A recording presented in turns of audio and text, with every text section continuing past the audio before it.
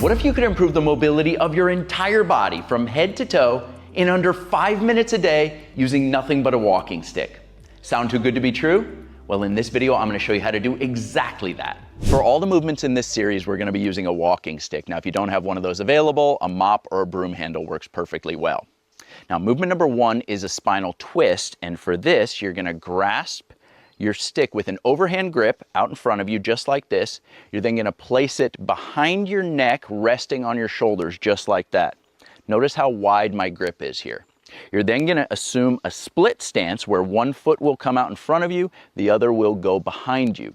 Notice that my left foot, the one that's out in front, is resting flat on the ground, while my rear foot, the heel comes up and I'm up on the ball of the foot.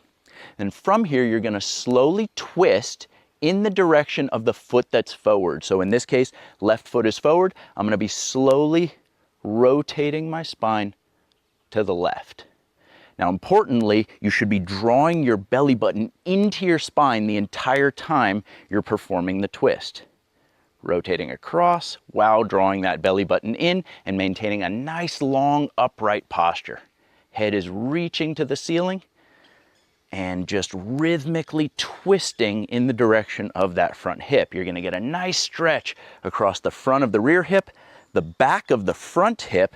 You're also going to get pelvic mobilization and, of course, the lower back.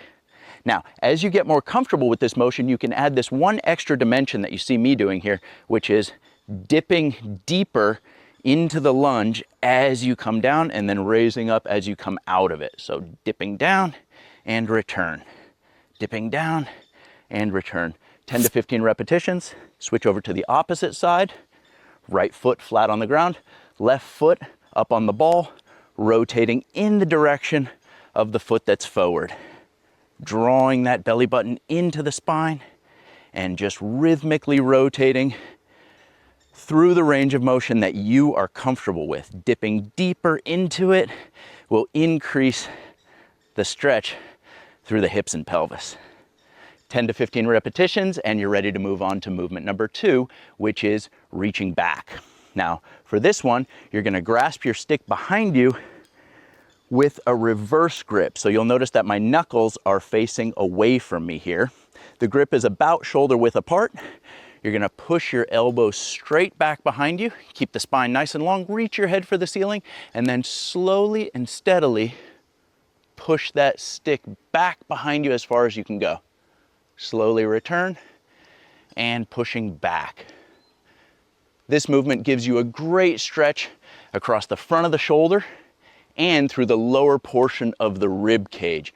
Really wrings out those lower ribs to allow you to fully inflate your lungs.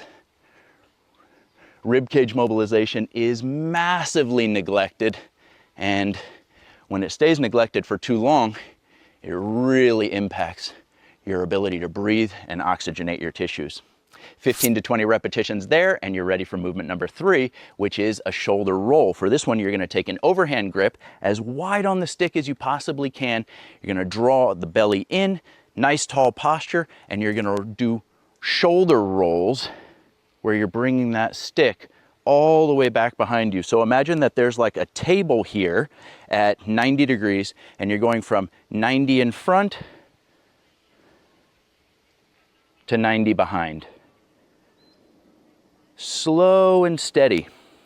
Now the trick on this one is that if you don't have the shoulder mobility to allow for this freedom of motion, you just grab wider on the stick. So I've taken people who are incredibly limited and incredibly stiff in their shoulders, and you give them a very long stick with a very wide grip, and they can perform this motion. You see their eyes light up because they didn't expect themselves to be able to do it. So 15 to 20 repetitions here, slow and steady, keeping that nice tall spine, reaching your head for the ceiling, mobilizing that thoracic spine into extension, the entire shoulder girdle. Fantastic motion here. Movement number 4 is by far the most challenging of this series, but it also yields the most benefit by mobilizing almost every joint in your body at the exact same time. The movement that I'm talking about here is an overhead squat. You're going to take that same overhand grip on the stick. You're gonna push it straight up over your head. It should be in line with your spine. And you're then going to push the stick to the ceiling. See my shoulder blades raise up here? You're gonna maintain that upward push. Again, drawing the belly button in to your spine. You're gonna take a hip width stance, point your feet outward about 5 or 10 degrees, just a very slight outward turn of the foot. And then you're gonna drop down into a squat, maintaining spinal extension the entire time. Notice at the bottom, the line of my spine and the line of my shins run parallel to each other.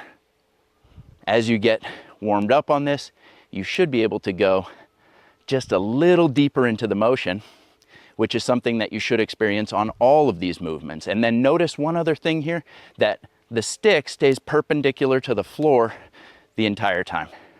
So the deeper I go into the squat, the more the stick will actually roll back behind me. 10 to 15 repetitions, and you have warmed up almost your entire body in just a few minutes, and you're ready to take on the day. One thing that's important to note on that overhead squat is it is a challenging motion, but don't let that scare you off, because it's also an incredibly safe motion for you to ease yourself into.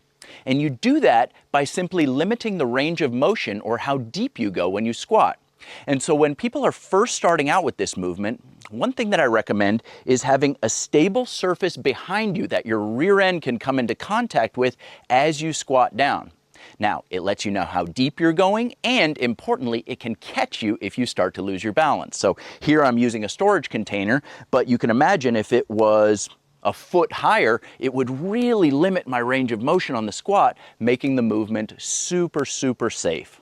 And so here, what I'm gonna do is take that same overhand grip, feet are hip width apart, toes turned outward very slightly, reach the arms up overhead, push way up, and then draw that belly button in and squat down to the surface and return. Squat down to the surface. Oh no, I start to lose my balance? No problem, I can just sit down on the surface. So that's a great way to ease yourself in. If you start off super high, as you get more comfortable with the motion, you can just work to decrease the height of the surface that you're using. If you want to see even more mobility exercises, click the link here for one of the most powerful techniques for restoring optimal mobility to your shoulders, and click the link here for my ultimate hip mobility routine. Beyond that, I just want to thank you so much for watching. Make sure to hit the thumbs up button and that little subscribe button before you head out of here, and I'll see you next time.